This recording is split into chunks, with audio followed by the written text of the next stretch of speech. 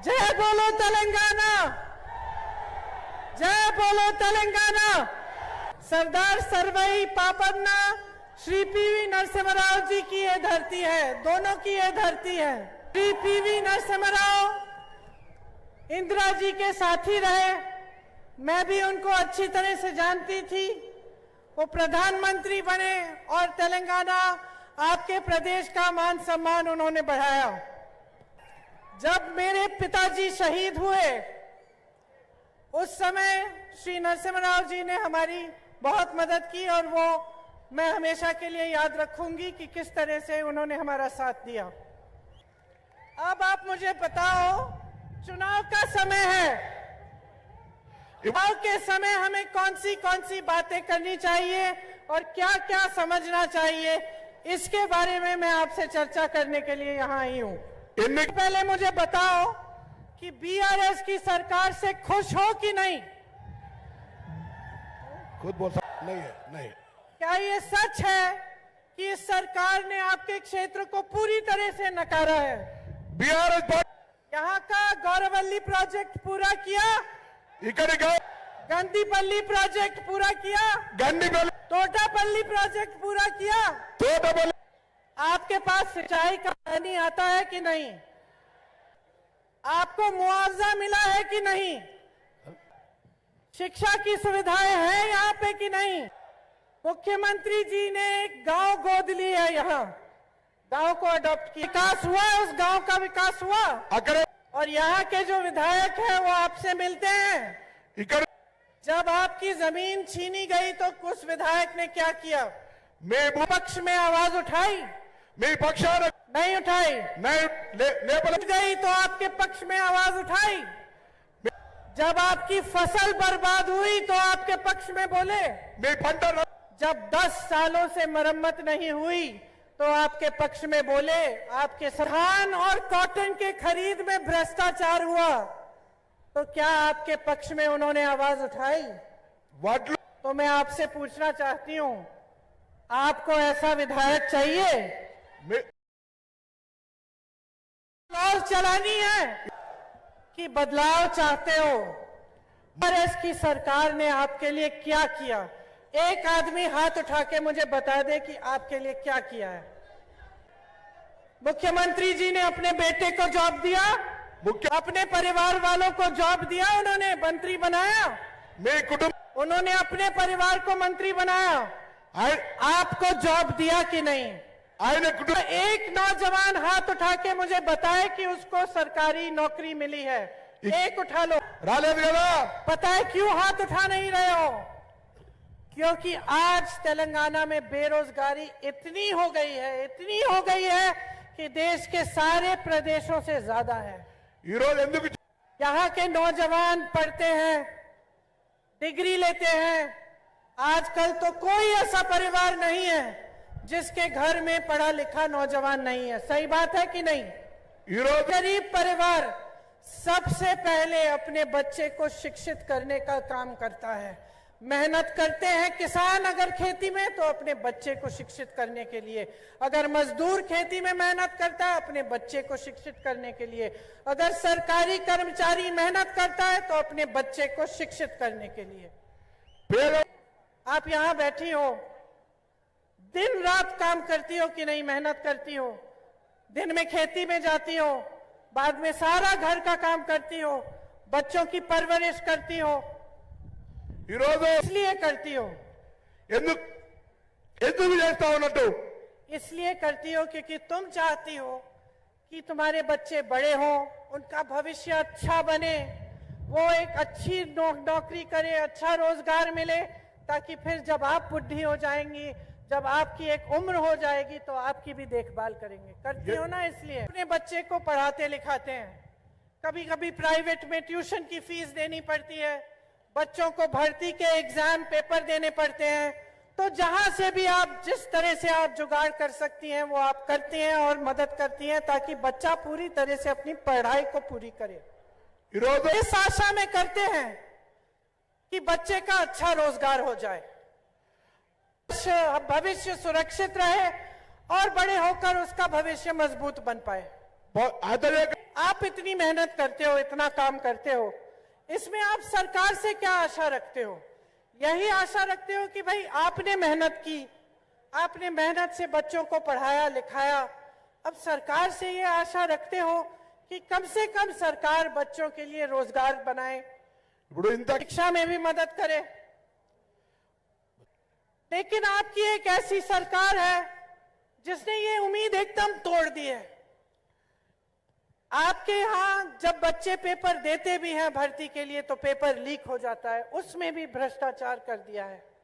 कष्टपड़ी ना, जिसके लिए यहाँ के हजारों नौजवान लड़े, आंदोलन किया, सैकड़ों शहीद हुए, इस तेलंगाना में उन्हीं नौजवानों की जो उम्मीदें हैं, उनके सपने हैं, वो तोड़े जा रहे हैं। ये आना में महिलाएं असुरक्षित हैं, महिलाओं पर बहुत अत्याचार हो रहा है। सबसे पहले तो महंगाई के बोझ से आपको दबा रखा है, उसके अलावा आप सुरक्षित नहीं हैं, आप पर अत्याचार होता है। ये सशक्तिकरण की बात करते हैं, हम चाहते हैं, कांग्रेस पार्टी चाहती है कि महिला अपने पैरों पे खड़े हो, उनको भी रोजगार मिले, उनको भी एक माध्यम हो कमाने का और आगे बढ़ने का। कांग्रेस की जो सरकार है वो सरकार सिर्फ बड़े बड़े उद्योगपतियों के लिए चल रही है। आज केसीआर ये महिलाओं के लिए, दलितों के लिए, पिछड़ों के लिए, किसानों के लिए कुछ नहीं कर रही। పేదల కోసం जरूरत पड़ती है, आप सरकारी दफ्तर में जाते हो तो आपको घूस देनी पड़ती है, ఈ రోజు का सामना करना पड़ता है। అవినీతికి बड़े प्रोजेक्ट हैं, सब में चोरी हो रही है। ఎక్కడైతే भ्रष्टाचार इतना हो गया है कि हर स्तर पर आपको इसका सामना करना पड़ रहा है। అవినీతి बड़ा नुकसान पता है किस पे होता है? आप लोगों पे होता है। అందరికంటే बड़े बड़े घोटाले होते हैं, हजारों करोड़ रुपए के, ये सारी वो संपत्ति होती है जो आपके लिए योजनाएं बन सकती हैं, उससे आपके लिए अच्छे अच्छे काम हो सकते हैं, ये सारा वही पैसा है। कि किसानों का कर्ज माफ करना था, इन्होंने कर्ज माफ नहीं किया। రైతులకు రుణం में कांग्रेस की सरकार है, वहां कर्ज माफ किए। छत्तीसगढ़ में कांग्रेस की सरकार है, वहां कर्ज माफ किए। कर्नाटका में कर्ज माफ किए। यहाँ पे जब कर्ज माफी की बात होती है, चाहे बीआरएस की सरकार है, चाहे नरेंद्र मोदी जी की बीजेपी की सरकार है, मना करते हैं। कैसे कहते हैं? हमारे पास पैसे नहीं है। రైతు రుణం अडानी जी का नाम सुना है? మీరు ఆదాని सुना है? విన్నారా? सुना है? कौन है? तुम हो? तो तुम बहुत रईस हो गए। अच्छा, नाम सुना है, ठीक है। अडानी जी इस देश के वो बड़े उद्योगपति हैं जिनको नरेंद्र मोदी जी ने देश की सारी संपत्ति सौंप दी है। मतलब देश के बंदरगाह, देश के हवाई अड्डे, देश की बड़ी बड़ी कंपनियां, सब इस बड़े उद्योगपति को दे रखी है।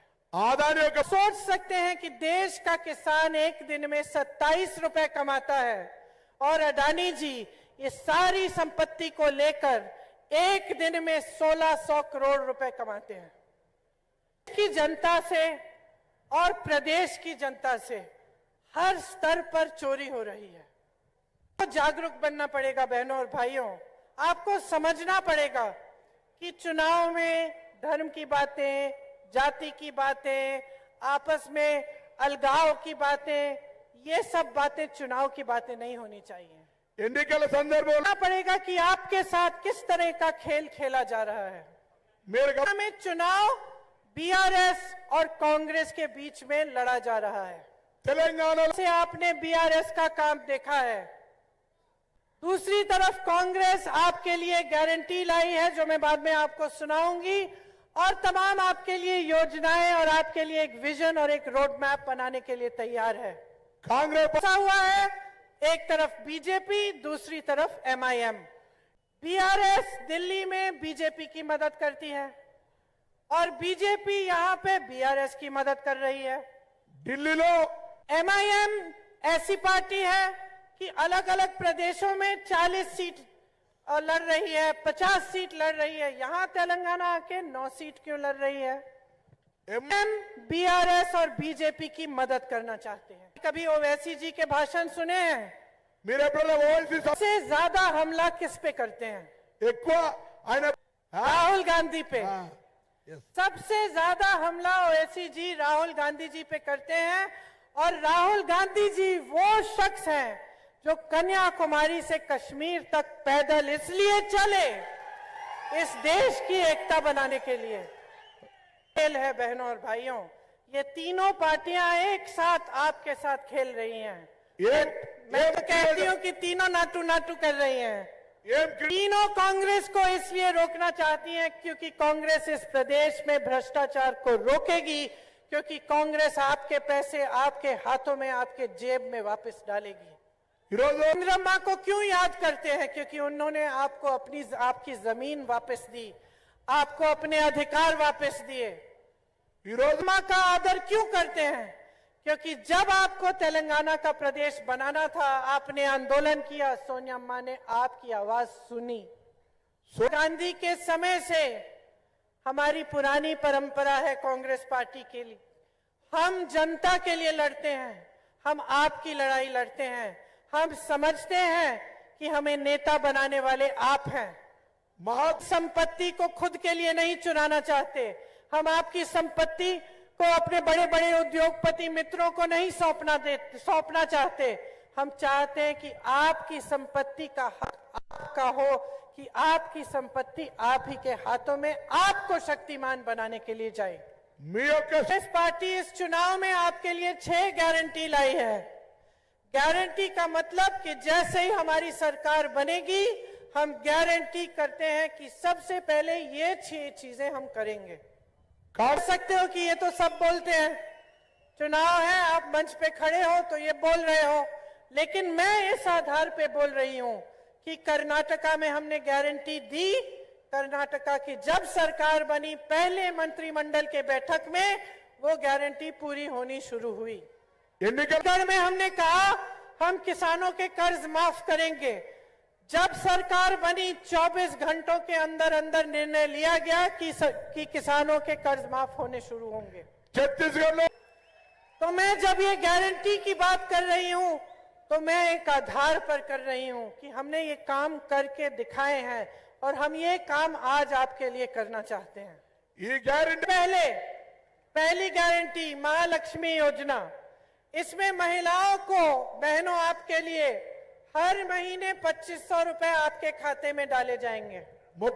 सिलेंडर 500 रुपए में दिया जाएगा और पूरे प्रदेश में फ्री की बस की यात्रा मिलेगी। जहां आप जाना चाहो बस में बैठो, कोई टिकट नहीं, कोई पास नहीं, आप फ्री में जाओगी।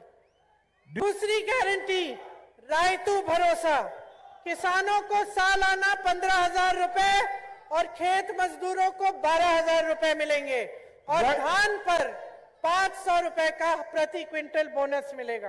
रायतू भरोसा और एमएसपी की आपको गारंटी दी जाएगी। गृह ज्योति योजना, जिसमें 200 यूनिट बिजली फ्री मिलेगी और 24 घंटों के लिए आपको बिजली मिलेगी। गृहलक्ष्मी इंदिरा इंड्लू स्कीम, घर बनाने के लिए आपको जमीन फ्री की मिलेगी। इंदिरा और अगर आप घर बनाना चाहती हैं तो आपको 5 लाख रुपए की मदद भी मिलेगी। जाएगा तो बढ़ गई। राज्य आरोग्य श्री योजना, बुजुर्गों को 4,000 रुपए प्रति महीने मिलेंगे और 10 लाख की आपको हेल्थ इंश्योरेंस मिलेगी। 10 लाख हेल्थ इंश्योरेंस मतलब 10 लाख तक आपका इलाज आपका मुफ्त में होगा, हेल्थ इंश्योरेंस। युवा विकासम के तहत विद्या भरोसा कार्ड बनेगा, जिससे 5 लाख रुपए तक आपको पढ़ाई के लिए लोन मिलेगा और हर जिले में इंटरनेशनल स्तर के स्कूल बनाए जाएंगे। तेलंगाना के शहीद परिवारों को एक रोजगार मिलेगा। युवा बुजुर्ग हैं, उन्हें याद होगा कि इंदिरा जी ने यहाँ बेघर लोगों को घर दिलवाए थे। इंदिरा वादा निभाया। हम आपसे वादा करते हैं कि जो सिंचाई की योजना है उसे हम पूरा करेंगे। मेरे डिग्री कॉलेज और मेडिकल कॉलेज खोलने का पूरा प्रयास करेंगे। కాంగ్రెస్ ప్రభుత్వం రాగానే హుస్నాబాద్ ప్రాంతంలో మెడికల్ కాలేజ్ ఏర్పాటు అనే దాని మీద హుస్నాబాద్ అంతా గట్టిగా చెప్పండి స్వాగతం చెప్పాల్సిన కోరుతా ఉన్నా। तो बहनों और भाइयों, आपने बड़ी ध्यान से मेरी बातें सुनी हैं और सबसे बड़ी बात मैं ये कहना चाहती हूँ, मोटी बात आपसे कि देखिए, जब हम सरकार चुनते हैं तो सरकार का जो नजरिया होता है, सरकार जो हमारे लिए चाहती है, वो हमारी आशाओं के तहत होना चाहिए। ఎప్పుడైనా మీరు शिक्षा की सुविधाएं चाहिए, स्वास्थ्य की सुविधाएं चाहिए, महिलाओं को सशक्त होना है, किसानों को मजबूत बनाना है, युवाओं को रोजगार दिलवाने हैं। ये आपकी उम्मीदें हैं और आशाएं हैं, और यही हमारा नजरिया है कि ये काम हमें पूरा करना है। విద్య విషయంలో आपसे ये कहने आई हूं कि इस बार बदल डालो अपनी सरकार। बाय बाय केसीआर, इस बार bye KCR, bye bye KCR. KCR. इस बार कांग्रेस की सरकार लाओ, ताकि एक मौका मिले हमें आपको ये दिखाने के लिए कि जब आपकी उम्मीदों और आपके सपनों के लिए सरकार बनती है तो कितना काम करके आपको दिखा सकते मेरी सारी कांग्रेस पार्टी जाती हूँ, राजस्थान जाती हूँ तो गर्व से मंच पे खड़े होकर कहती हूँ कि हमने ये काम किए, और हमें गर्व है कि हमने आपको एक अच्छी सरकार दी जिसने आपके पैसे आपके जेब में डाले। चल बनाओ, ताकि 5 सालों के बाद जब मैं यहाँ पे फिर से चुनाव के समय आऊंगी तो मैं गर्व से कह पाऊंगी कि कांग्रेस ने तुम्हारे लिए कितना काम किया, और किस तरह से दिन रात एक करके कांग्रेस के एक एक नेता ने आपके विकास की गारंटी दी। मेरी सारी बहनों और भाइयों, ఈ రాష్ట్రం आपने మీది, आंदोलन किया, మీరు ఈ రాష్ట్రం మీది, మీరు ఆందోళన చేసినారు, आप लड़े, మీరు కొట్లాడారు, आपने सपना देखा। మీరు ఒక కళ చూశారు। ये धरती आपकी है, आपके खून और पसीने से सींची गई है। ఈ భూమి ये आपका धर्म है कि आप अपनी धरती की हिफाजत करो। ఇది మీ